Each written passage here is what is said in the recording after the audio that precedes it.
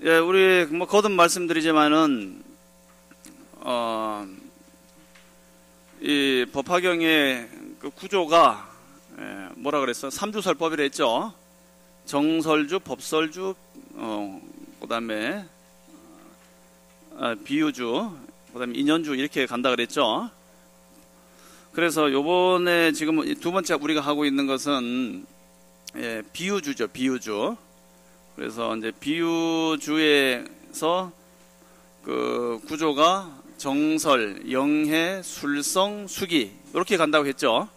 그래서 부처님께서 정설, 법을 설하시고 그 다음에 제자가 이해한 바를 설명하고 그 다음에 부처님이 이제 부연 설명하는 술성을 하시고 그 다음에 다 이해했다 싶으면은 수기를 주시죠. 수기가 뭡니까? 수기별이에요. 줄 숫자. 이게 줄 숫자죠. 수 준다. 뭘 주냐? 기별.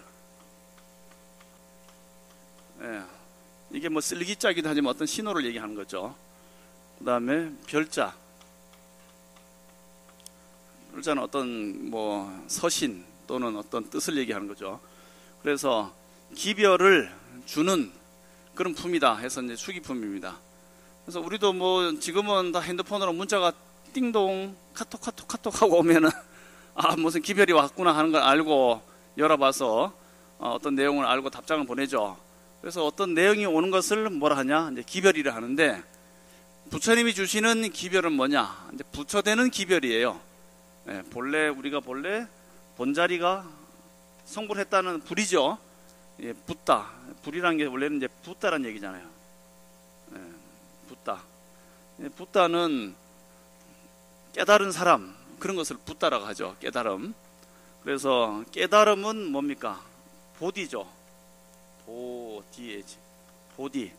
보디라는 것이 깨달음이잖아요. 깨달음을 얻은 사람을 붓다라고 하는 겁니다. 그래서 이 보디는 깨달음. 이 깨달음을 너희들도 다 나중에는 얻어서 다 성불할 것이다 라고 하는 기별을 주는 것이 수기인데 뒤에 별자를 이제 생략하고 수기가 된 거죠. 수기품은 네가 이제 알아먹을 만큼 알아먹었다. 그러니까 너는 나중에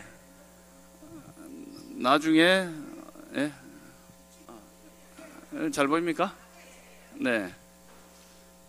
그래서 이와 같이 깨달음을 너희는 앞으로 먼 미래에 이런 식으로 이제 쭉 공부를 하면은 고등학교 때 반에서 내 1등 뭐 2등 하든 아니는 나중에 뭐 서울대나 연고대 들어갈 가능성이 많겠죠. 근데 요대로 하면 나중에 서울대 뭐 정치학과에 들어갈 수 있을 거야 라고 기별을 줄 수 있잖아요. 선생님이 말하자면 부처님이 주시는 수기가 바로 그런 거죠. 네가 열심히 이렇게 하면은 중간에 물론 새길로 빠지면은 어떻게 됩니까? 거리가 멀어지겠죠. 그렇지만은 요 조시로 계속 나간다면은 너는 깨달음 얻을 것이다 라고 기별을 주는 것이 바로 이제 수기품이다. 그래서 이 4대 존자인 가섭, 수보리, 가전년, 목건년에게 각각 이제 수기를 주시는 거죠. 그러니까 수기란 277페이지 부처님께서 제자의 성불을 예언하시는 일이 이제 수기다. 즉 완전한 깨달음, 안욕따라 삼약 삼보리를 얻을 것이라는 약속이다. 이런 말씀하시죠. 그래서 그 내용 보면 도표가 정리되어 있어요. 그래서 부처님의 수기의 내용이 앞에 뭐 사례부에서 나왔지만은 정형화되어 있습니다. 거기 보면은 비구스님의 이름이 나오고 오른쪽 편으로는 왼쪽 아래로는 보면은 일불승 보살도 바로 내용은 알았지만 행동이 안 따라가니까 행동을 따르는 보살도를 행하는 것이 300만 억 겁을 지나야 된다는 거죠. 이게 조금 시간이 많이 걸려요. 그만큼 우리가 과거에 있었던 업력에 많이 시달리고 있다는 거죠. 그 다음에 일불승 보살도하고 300만억 재불칭견을 하고 공양, 공경, 존중, 찬탄을 열심히 한 다음에 마지막에 최후신에 마지막에 이제 더 이상 인간 몸을 안 받고 성불을 할 때가 얼마나 걸리느냐? 300만억이 걸린다. 이거 들으면 좀 너무 길지 않나? 조금 힘이 빠지기도 합니다만은. 그리고 이제 나중에 수기하면은 너는 어떤 부처님이 되느냐 하면은 바로 광명열애가 될 것이다. 가섭은 열애가 수명이 있어요. 부처님은 영원한데 왜 수명이 있느냐? 부처님의 본자리는 오고 감도 없는 자리지만은 중생이 있기 때문에 부처도 이 세상에 출현하시겠죠. 그럼 부처님이 이 세상에 출현하시는 기간 내에 영원히 머물 수는 없잖아요. 그러다 보면은 인간 세상에 오셔서 머무르는 시간이 12소급이고, 또 석가모니 부처님의 수명은 얼마입니까? 석가모니 부처님은 수명을 얼마로 가지고 오셨어요? 예? 무량한데 인간 세상에 오셨을 때 석가모니 부처님의 몇 살까지 사셨어요? 80이 수명이지. 그러니까 요걸로 이제 비춰보면은 석가 열애가 되는 거고, 열애 수명은 80세가 되는 거죠. 80세 맞죠? 열애 수명 80세. 그러니까 굉장히 짧은 거예요. 석가모니 부처님은 오타각세에 오셨기 때문에 너무 짧죠. 정법의 기간은, 석가모니 부처님의 정법 기간은 몇 년으로 봐요? 우리가 이제 그 경전에 보면 정법, 상법, 말법 이렇게 나누죠. 정법은 부처님의 법을 바로 이어서 수행을 열심히 해서 적어도 많은 깨달음을 얻는 사람들이 있는 데가 정법세관입니다. 그것이 얼마냐? 1000년으로 봅니다. 1000년. 정법 1000년. 그 다음에 이제 나타난 것이, 정법은 선정과 해탈을 열심히 해서 바로바로 부처님까지는 안 되더라도 많은 사람들이 깨달음을 얻어서 바로 이제 성문 사과에까지 쉽게 드는 경우가 바로 이제 정법세관이에요. 정법은 석가모니 부처님은 1000년. 그 다음에 상법은 깨닫는 사람은 조금 적고, 이 상자가 뭐냐면은 어떤 형상을 얘기하는 거예요. 그래서 부처님의 교법을 나눌 때 정법, 그 다음에 상법, 그 다음에 말법 이렇게 나누죠. 석가모니 부처님은 정법은 1000년, 그 다음에 상법은 또 1000년, 그 다음에 말법은 그때부터 미래불이 올 때까지가 말법이 되는 거예요. 그래서 지금 우리가 불기 2561년이죠. 2561년이니까 벌써 2000 빼놓고 561년 전부터는 말법의 시대에 접어들었다. 이렇게 볼 수 있겠죠. 말법에는 뭐 뒤에도 나오지만 겁탁, 견탁, 명탁, 그다음에 수명탁, 번뇌탁 뭐 이런 것이 오탁이 있다 그랬죠. 사람들이 번뇌도 많이 생기고 수명도 짧아지고 또 명도 짧아지고 견해도 삿된 종교를 많이 믿고 중생이 번뇌가 많이 생기는 그런 것이 바로 말법인데, 지금 보다시피 이제 정법은 20소급이고 상법은 20소급이다. 그래서 상법에는 뭐가 있냐 하면은 이와 같이 경전도 공부하고 또 탑을 많이 세우고 사람들이 불사를 많이 하고 또 여러 가지 뭐 경전 강의를 많이 하고 이렇게 또 신행을 많이 하긴 하는데, 그걸 통해서 깨달음 얻어서 안욕따라 삼약 삼불이나 또는 아라함과를 얻는다든지 12연기를 얻는 이런 깨달음에 이르는 사람들이 별로 없어요.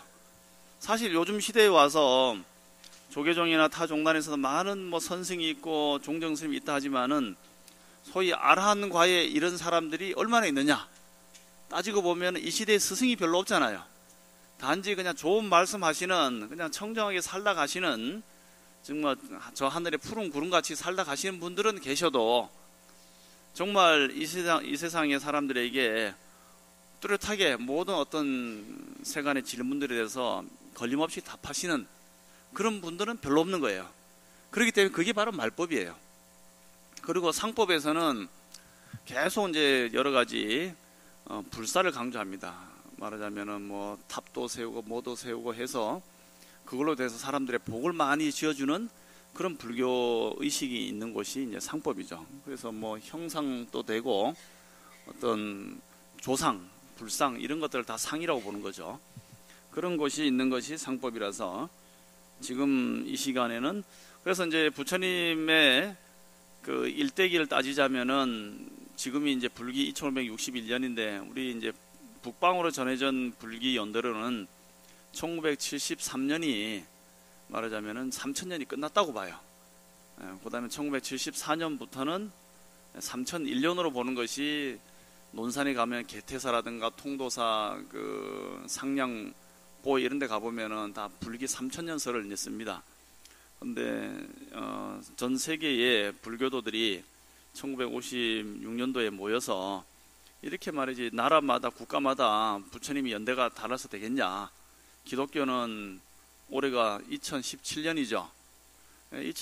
예수가 태어난 지 2017년인데 이게 딱 정해져 있는데, 불교는 뭐 남방에서는 뭐 아직 2500년도 안 됐고 북방에서는 3000년이 넘었다 그러고, 이렇게 왔다 갔다 해서 되겠냐, 우리 한번 통일시켜보자 한 것이 바로 이 불기, 그러니까 1956년도에서 스리랑카에서 그렇게 연대기를 조정을 했어요. 그래서 남쪽 스님들의 의견을 많이 반영해서 쓴 것이 바로 2561년으로 쓰게 된 겁니다.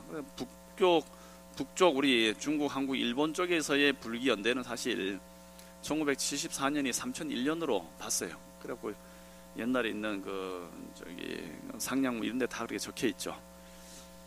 이와 같이 이제 정법, 상법이 지나가고 지금 말법 시대다.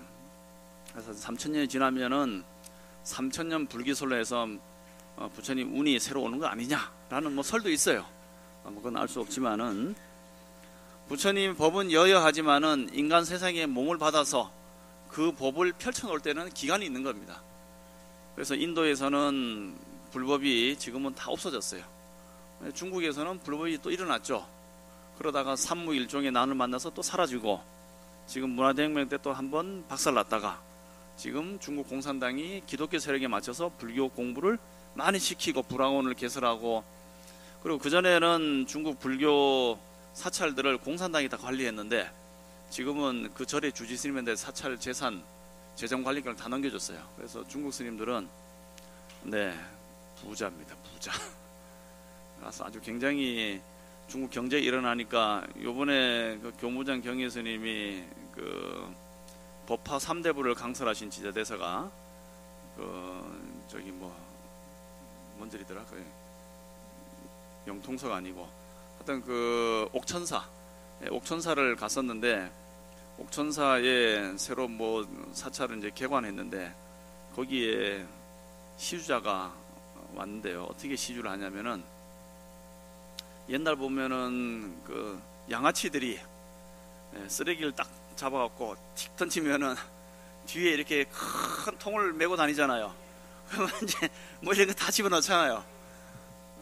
뭐 그런 것처럼 큰 배낭을 메고 그 안에 돈이 가득 차 있어요. 그냥 뭐 1원짜리도 있겠지만 주로 뭐 10원, 100원 뭐 이런 게, 중국 100원 하면 곱하기 200 하잖아요. 뭐 다 만원, 2만원짜리 그런 것들을 가득 싣고 와서, 거기에 명패에 좀 이름 있는 스님한테는 막 50만원, 100만원, 150만원, 200만원 쫙 돌리고, 보다 일반 대중들한테는 그냥 뭐 몇만원씩 다 돌리는데, 옥천사의 그 시주자가 시주한 돈이 150억이에요.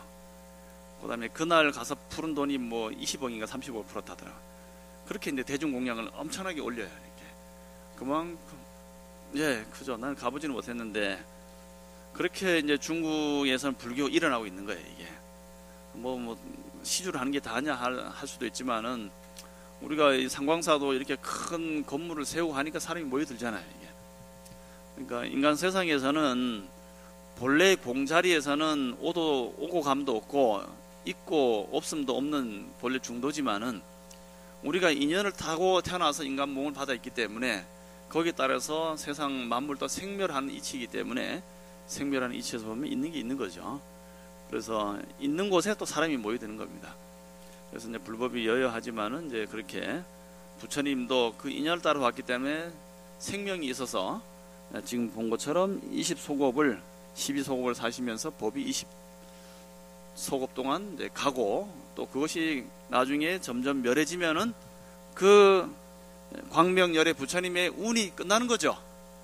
이제 희미해지는 거예요. 이게 희미해지면은 다시 그것을 증폭시키기 위해서 새로운 조사나 또는 부처님이 또 나타나기 마련이겠죠.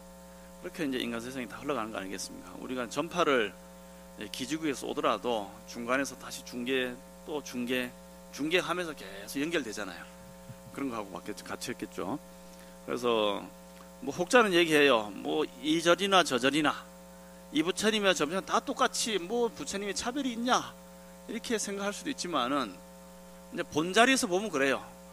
본심이 공이라면은 본자리에서는 이 부처님 저 부처님 이 스님 저 스님 다 똑같지만은 차별상으로 다시 한번 돌이켜 보자면은 영험이 있는 부처님, 소위 운이 있는 부처님, 한참 막 그냥 불법이 살아난 부처님도 있고 어디 가면 별로 운이 없는 부처님도 있겠죠. 그럼 왜 그렇게 했어요? 그만큼 그 운이 모여 있고 그 법이 펼쳐질 때는 그 속에서 공부하면은 그 운을 크게 받는 거예요. 본 것처럼 광명자리가 정법에 있을 때는 사람들이 몸과 마음이 다 맑고 하니까 그 법이 영원히 해서 바로바로 깨닫게 되는데, 말빼 보면은 같은 공부를 하더라도 이게 잘 안 깨달아져요. 사람 마음도 탁해지고 부처님의 그 영향력도 자꾸 사라지기 마련인 거예요, 이게. 그래서 우리가 이제 제사를 한 번은 뭐 얘기를 드렸는지 모르겠지만은 4대 봉사를 하죠. 제사를 지내잖아요. 그러면 4대 봉사가 뭡니까? 1대는 자기 아버지 어머니, 2대는 할아버지 할머니, 3대는 증조부 증조모, 4대는 고조부 고조모. 그 이상은 한꺼번에 합사해서 중양절날 5대부터는 편안히 계십시오 하고 이제 입 싹 닦아버리잖아요. 왜 그렇게 했습니까? 바로 이 30년, 60년에 내하고 바로 가까이 있는 아버지, 할아버지는 나하고 직접적으로 운이 있는 거예요. 그 할아버지가 돌아가셨지만 그 운이 남아있으니까 거기다가 제사를 지내면 운을 받는 거예요. 마치 걸음을 주는 겁니다. 그러면 그 할아버지 운을 받아서 제사를 지내고 후손이 잘 되는 거죠. 그렇지만은 점점 멀어지는 거예요. 증조, 고조부까지 가면은 인간 세상에 할아버지가 오신 그 기운이 120년 지나면 거의 다 흩어져 버려갖고 나한테는 직접적으로 영향을 못 미친다. 그러니까 냉정하게 얘기하면은 공을 들여도 효과가 없으니 그만 이제 뭐 편한 데 가십시오 하고 제사를 싹 걷어버리는 거거든요. 그렇게 운을 보는 거예요. 그렇지만은 제사를 안 지내도 상관없겠죠. 나는 할아버지 운 필요 없어 하면 끝이에요. 그렇지만은 우리가 가지고 있는 이 몸 자체가 바로 조상으로부터 물려받았기 때문에 그 조상의 정혈이 있는 분에게 공양을 올리고 제사를 하면은 그 운을 잘 받으니까 뭔가 잘 되겠죠. 그렇다고 볼 수 있겠습니다. 그래서 여기서 나오는 정법, 상법도 이와 같은 이치고, 이왕이면은 지나간 운에게 기도하고 수행하는 것보다는 지금 펼쳐지고 있는 그런 부처님의 불법에 공부를 하고 하는 게 더 좋겠죠. 그리고 운이 있는 곳에서 공부를 하고 기도를 해야지, 운이 없는 어떤 무당이나 이런 데 가서 부처님 형상이라 해서 기도하면은 그 부처님 운이 있겠어요, 없겠어요? 없죠, 당연히. 그러니까 이 부처님 저 부처님 다 똑같아 이렇게 얘기할 수가 없는 거예요. 이건 제 얘기가 아니고 사실 이대 큰 스님 하신 말씀이에요. 그래서 항상 운이 있는 곳에서 공부를 하면은 뭐가 생긴다? 떡이라도 하나 생기고 공덕이라도 생기고 뭐 좋은 일이 생기는데, 운이 없는 곳에 가서 하면은 같은 공을 들이더라도 그 가피와 효과가 적을 수밖에 없겠죠. 네, 다음에는 이제 수보리 가전년 목건년도 이와 같이 수보리 존자는 명상열애, 무쟁삼매에 많이 들었기 때문에 이름이 명상열애가 됐고, 가전년 존자는 뭐로 유명합니까? 말싸움의 최고다, 논의제리다. 인도에서는 바라문들이 많았잖아요. 육사외도를 비롯해서 또는 육파철학, 굉장히 인도 사람이 똑똑해요. 사실 영과 일을 발견한 사람들이, 지금 우리 디지털 신호가 다 영일이잖아요. 영을 발견한 사람이 바로 누굽니까? 인도 사람들이 발견했잖아요. 그렇게 똑똑한 사람들이기 때문에 그 사람들하고 맞닥뜨려서 부처님의 가르침을 펼치는 데는 치밀한 논리적인 어떤 사고가 필요한 거예요. 그것을 부처님이 일일이 상대할 수 없었어요. 많은 사람들을 말싸움하자고 달려드는데 상대할 수 없어서 대부분 나가서 논의를 하고 그 다음에 교리적으로 해서 다 그들을 굴복시킨 사람이 바로 가전년 존자. 목건년 존자는 뭐 잘 아시다시피 사리불과 친구죠. 그래서 굉장히 똑똑하고 신통제일인데, 이 목건년하고 목년 존자하고는 다른 사람이에요. 여기서는 대목건년 존자고, 목년 존자는 우리 지금 백중 다가오죠. 같은 이름인데 대목권년하고 목련자는 이름만 동명이인이에요, 사실은. 그래서 다른 사람인데 여기서는 사리불의 친구 목권년이죠. 네, 이렇게 보고 279페이지 다시 보시죠. 그때 앞에서 부처님께서 약초유품의 설명을 다 마치시고 나의 제자 마가서 미래사에 마땅히 여러 부처님을 어떻게 공양, 따라해보세요. 공양, 공경, 존중, 찬탄, 요걸 하는 것이 잘하는 거예요. 강조를 계속 하지만은 부처님 전에 공양을 잘 올려야 됩니다. 기도만 열심히 하는 것이 다가 아니다. 내가 복을 쌓아야 되는 겁니다. 복이 쌓아야지. 복이 많아지면은 마땅히 나중에 깨달음으로 연결되기 때문에 공양, 공경, 존중, 찬탄하고 한량없는 부처님의 대법, 바로 부처님의 대승의 가르침이죠. 선양하다가 채우시네. 더 이상 이제 인간 몸을 안 받을 때 성불하리라, 이렇게 말씀을 하시죠. 그리고 280페이지 보면은 부처님의 10대 명호가 나오죠. 열애, 응공, 정변지, 명행조, 선서, 세간의, 무상사, 조장보, 천인사, 불세존, 다 뜻은 아시죠? 그다음 나라 이름은 광덕이고 거비 이름은 대장엄 부처님이다. 그 다음에 281일 그 나라의 장엄에 대해서 나옵니다. 모든 더럽고 아탕한 것 기와 조가 가시덤불이 똥오줌 오물이 없고 국토는 편편하고 반듯해서 구렁장관 높고 낮은 언덕이 없고, 이 언덕이 없다는 것은 마음이 사람들이 평평하고 안정이 되어 있다, 이런 뜻이죠. 유리로 땅이 되고 보배 나무가 줄지어 섰으며 그 나라의 사람들의 공덕이 과보가 나옵니다. 황금로를 길의 경계를 표시하고, 이것은 가로수라든가 말하자면은 그 우리 차선에 보면은 다 줄을 쳐놨죠. 요즘은 중앙 분리도 해놓고 바깥에도 차에 못 들어가게 하는 것이니까 이것은 바로 계를 상징합니다. 계를 잘 지킨다, 그런 뜻이죠. 온갖 보배꽃을 흩어서 두루 맑고 깨끗하리라. 그 나라의 보살의 수효는 한량없는 천억이며 마의 장난도 없으시라. 마와 그 백성이 있다 하더라도 다 불법 수호하리라. 그래서 이제 쭉 나오니까 쭉 보시면 되겠고요. 그 다음에 284페이지. 그때 이제 목권년, 수보리, 가전년, 요 세 분들은 뭐라고 합니까? 앞에 가섭존자에게 그렇게 수기를 주시니까 눈을 말똥말똥 하면서 나는 안 주나 하고 이렇게 이제 보고 있죠. 그것이 처망조난이랍니다. 위에 한자를 보면 밑에서 셋째 줄에 보면은 볼첨자, 우롤랑자, 노풀존자, 얼굴한자, 눈으로 저 부처님을 우러러 바라보면서 우리는 안 줍니까 하고 이러고 있죠. 그러니까 대목권년, 수보리, 가전년 등이 모두 송구수로서 일심으로 합장하고 부처님 조난을 우러러 잠시도 눈을 떼지 아니하면서 큰 목소리로 다 함께 개송으로 사례였습니다. 대웅맹, 이게 바로 대웅전입니다. 대웅, 부처님의 크게 용명한 모습들, 그것을 이제 대웅이라 하죠. 그것이 이제 부처님한테만 쓰는 구호는 아니에요. 우리 법당의 이름이 대웅전이잖아요. 큰 대자, 수컷웅자를 쓰는데 인도에서는 아주 훌륭하고 뛰어난 그런 용맹스러운 성자를 대웅이라 합니다. 그것은 이제 마하비라 그래요. 마하비라. 마하가 크다는 얘기고 비라는 아주 용맹하다. 이제 마하비라라는 그런 칭호를 석가모니 부처님뿐만 아니고 그 부처님 동시대에 나셨던 그 자이나 교회 교주에게도 마하비라는 이름을 붙여줬어요. 그래서 인도에서의 성인의 이름을 이제 마하비라는데 그것을 대웅이라 하죠. 그래서 대웅 세존이시여 석가족의 법왕이시여 저희를 가볍게 여기시어 부처님 음성을 내리셔서 저희의 깊은 마음 아시어 수기를 주신다면 감로수를 뿌려 열을 식혀서 청량함을 얻겠나이다.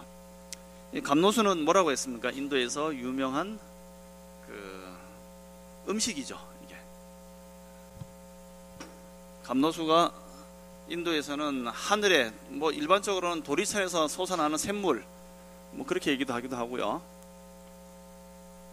이건 이제 소마라 그래요. 소마. 소마인데 도리천에 가면은 항상 맑고 깨끗한 샘물이 솟아오른대요. 그 샘물을 한번 딱 떠서 마시면은 나이도 싹 젊어지고 아주 번뇌가 싹 사라지고 피부도 고와지고 뽀송뽀송해지고 보톡스 바른 것보다도 훨씬 효과가 좋다 해서 천인들은 요 샘물을 먹는데 요것을 주관하는 사람이 누구냐? 도리천왕 제석천이 이걸 관리를 하는 겁니다. 이게. 그래서 이 도리천의 또는 하늘신, 인도에서의 그 옛날에 나중에는 이제 브라만으로 통일이 되었지만은 그 베다 시대에 아주 옛날 우리로 얘기하면 뭐 당군 신화에 나온 것처럼 베다의 신화에 의하면은 다들 그렇죠. 옛날에 뭐 토테미즘 하면 여러 짐승이나 이런 걸 모시기도 하고 샤머니즘 하면은 하늘의 천신의 제사 지내는 무당 같은 사람들이 있었잖아요. 그 하늘에는 하늘신, 하늘신, 천신, 뭐 태양신 하면 수리야. 그 다음에 부엌신, 불신하면 아그니, 아그니, 아궁이 이런 말 쓰죠. 불신이에요. 이게 아그니가 아궁이잖아요. 그 다음에 이제 인드라, 인드라는 이 태양신, 아니 이제 번개신, 뭐 이런 신들이 있어요. 이런 신들을 다들 각자 보니까 하늘에 태양이 없으면은 이 세상은 다 어두워지는 거 아니냐? 태양신이 최고다. 또는 불이 없으면 우리가 뭘로 먹게 사느냐? 불신이 최고다. 또는 번개가 아무래도 바바방 치니까 막 나무도 쓰러뜨리니 최고 아니냐? 뭐 그렇게 이제 따지게 된 거예요. 그런데 이 각각의 신이 나중에는 이 신이 뭐 이제 브라만으로 통일이 됩니다. 최고의 신 브라만으로 통일이 되는데 이런 뭐 신이 브라만 신이든지 인드나 신한테 뭔가 공양을 올려야지, 공양을 올리면서 그 한테 갖다 바쳐야지 뭔가 주지 않겠냐 그렇게 생각할 거 아니에요. 그래서 주로 이제 많이 한 것이 이렇게 불을 태우는 거예요. 그래서 이제 불을 태워서 불 속에다가 내가 아침에 그 전에 뭐 돼지도 잡고 뭐도 잡고 갖다 놓고 태양신 받아 드세요 하고 갔다가 오니 그대로 있어요. 그러니까 사람들한테 뭔가 효과가 없잖아요. 뭔가 이게 태양신이 받아 먹었다라는 징조가 필요한 거예요. 그래서 불에다가 이제 그런 공양 제물들을 집어넣고 태우는 겁니다. 그러다 보니까 이제 그것이 우리 불교도 남아갖고 뭐 다 끝나면은 싹 소각을 하잖아요. 소전지는 뭐 하고 이제 하면은 이게 올라가서 뭐 부처님이 받았다든지 아니면 영가님이 받았다든지 영가전에 옷도 태우면은 영가님이 그 옷을 입고 헐헐 날아갔다든지 뭐 이런 식으로 이미지 상상이 되는 거 아닙니까? 근데 최고의 음료 그게 바로 이 소마 감로예요. 이 소마 감로를 만들어서 일종의 뭐 술 비슷한 거예요. 이걸 가지고 이 불에다가 집어넣고 푹 하고 연기가 올라가면은 하늘에 있는 천신들이 받아서 드셨고 그럼으로써 나의 소원을 이루어 주실 거다라는 이제 그런 어떤 의식 형태가 생긴 거죠. 이게 거기서부터 나온 게 이제 소마입니다. 그래서 바카스 오늘 드셨습니까? 바카스 F, 바카스 D. 이 바카스가 본래는 인도의 그리스 로마에 나오는 신인데 이게 술신이에요. 술신. 바카스. 오늘 뭐 술신 한번 드셔보시라니까. 바카스.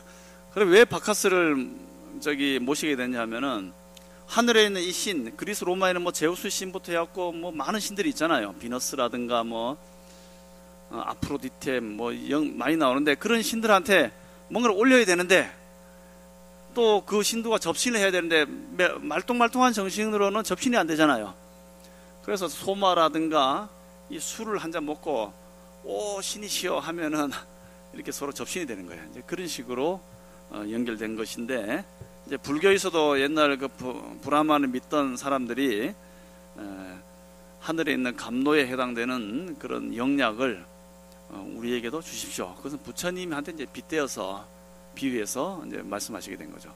그래서 마치 감로수를 뿌려 열을 식혀서 청량한 것 없는 것과 같습니다 하고 감로를 이제 얘기를 하게 됩니다.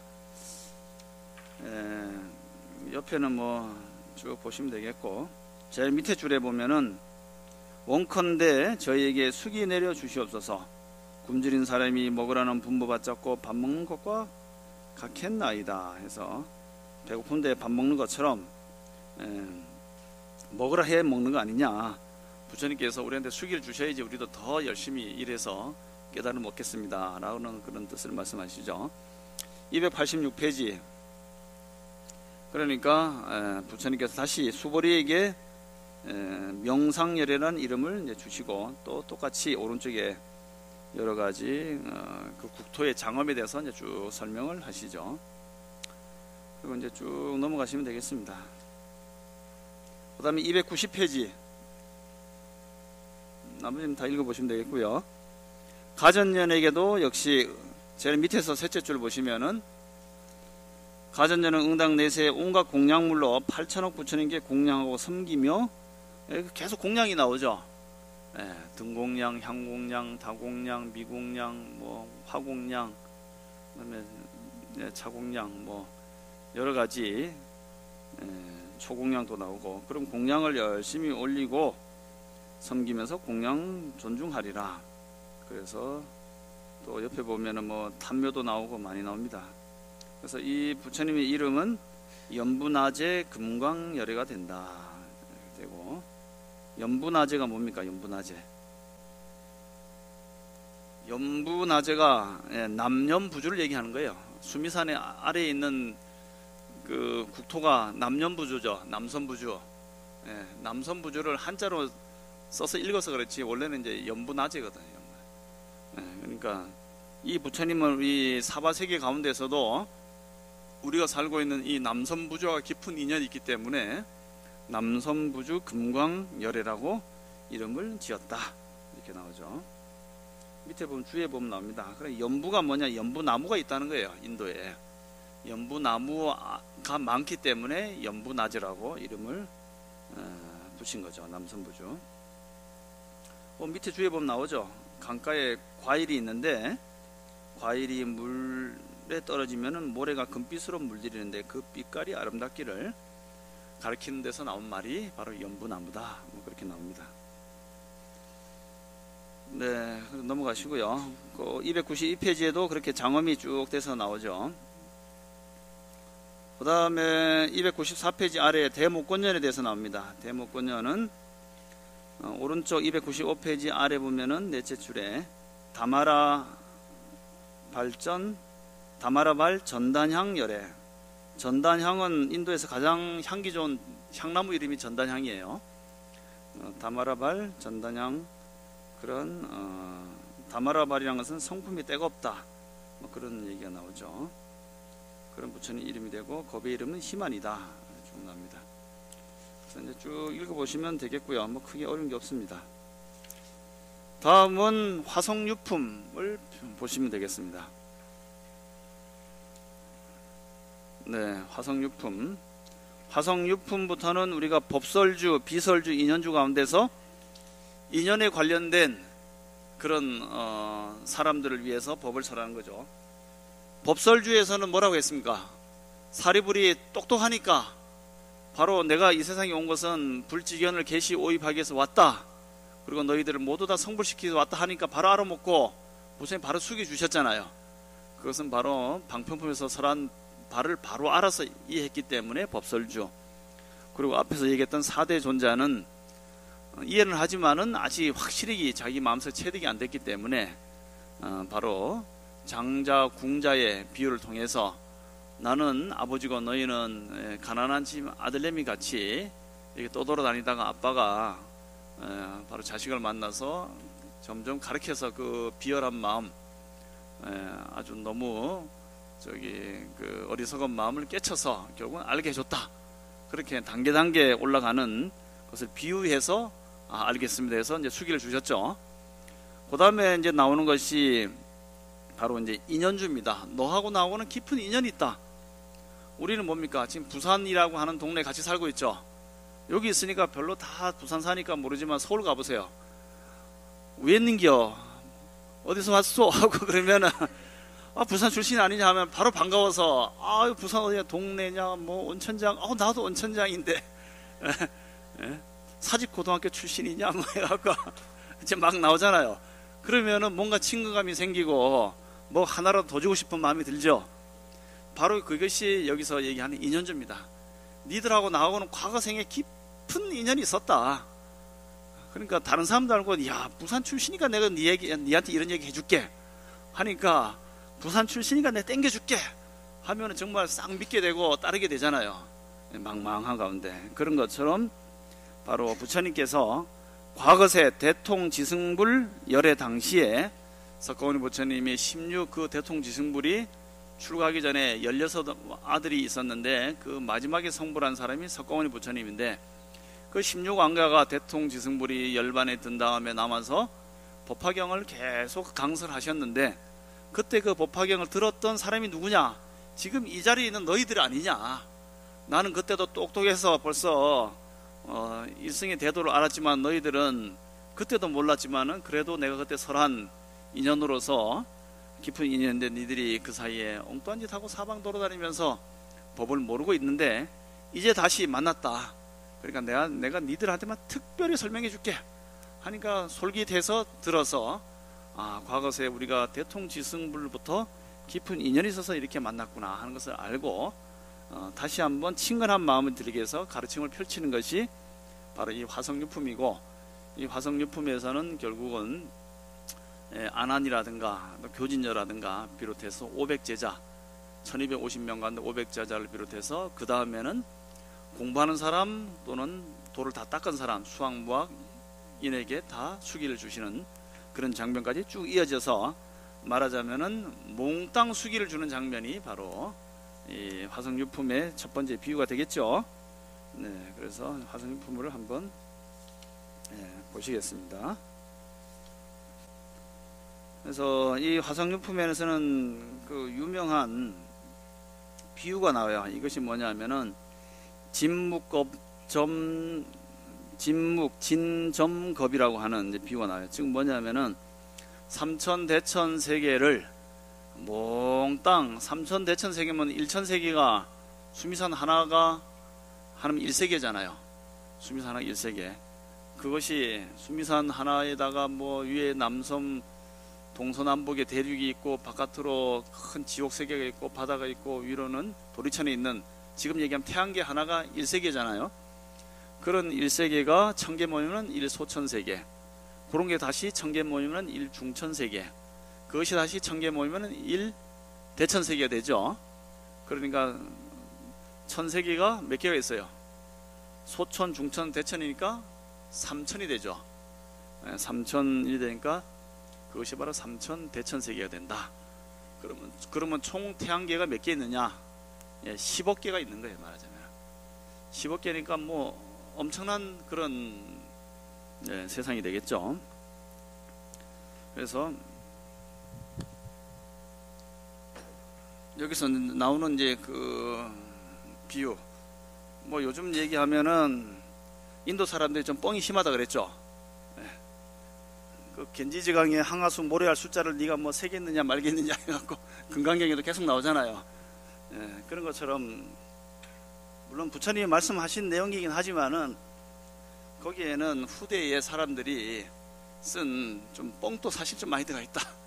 여기서 보면은 부처님의 지혜를,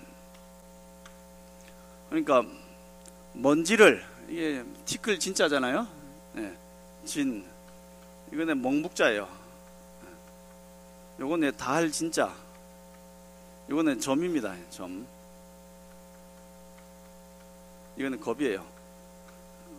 겁은 뭐 잘 아시다시피 84,000세부터 점점 줄어들어서 다시 84,000을 넘어간 게 일겁이라 보기도 하고, 또는 반석겁이라고 해서 사방에 심리되고, 이런 여기도 심리가 되고 여기도 심리가 되는, 여기에 돌이 이렇게 있어요. 100년마다 한 번씩 선녀가 와서 이렇게 쓱 훑고 지나가서 이게 다 따로 없어지는 시간, 그것을 겁이라 하잖아요. 그래서 이 겁이 얼마나 먼 겁이냐 하면은 삼천대천세계를, 거기 보면 이제 1천세계를, 삼천대천세계는 몽땅 갈아서 점 하나로 만들어서, 먹물로 만들어서 한 방울 1천세계를 지나서 떨어뜨리고, 또 1천세계 가서 떨어뜨리고, 또 1천세계 가서 떨어뜨려요. 삼천대천세계를 몽땅 갈아서 먹물을 만드는 것도 엄청나게 많은 그 숫자가 되겠죠. 그런데 그걸 다시 가면서 1천세계 떨어뜨리고, 다시 1천세계 한 방울 떨어뜨리고, 1천세계 한 방울 떨어뜨려서 끝까지 가는 세상을 다시 모아서 가루를 만드는 그 한 겁을 따져서 그 많은 겁을 다 따지면은 바로 진묵진정겁이 되는 거죠. 그러니까 그 먼지의 숫자를 알 수 있을까요? 삼천대천세계가 있죠. 이게 수미산이 있는 게 이게 곱하기 10억 개가 있어요. 10억 개의 세계를 다 부셔요. 다 부셔갖고 먹물로 만들어서 1천세계, 1000세계, 태양을 1000개를 지나간 거예요. 1000개를 지나가서 먹물 한 방울 딱 떨어뜨리고, 다시 또 1000세계를 지나가서 먹물 한 방울 떨어뜨리고, 다시 1000세계를 가서 떨어뜨려요. 이렇게 계속 가요. 그러면 3000대천세계에 있는 먼지 숫자가 엄청난데 또 1000세계마다 한 방울씩 떨어뜨려갖고 쫙 가서 언젠가 없어지겠죠. 없어진 것을 다시 모아서 다시 이제 점을 또 먼지를 하나씩 세는 거예요. 그렇게 그 세어지는 먼지 숫자만큼 오래전에 대통지승불이 계셨다, 뭐 그런 얘기니까 우리 머릿속으로는 가히 이제 상상이 안 되겠죠.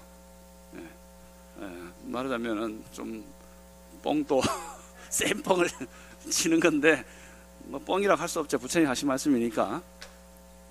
이제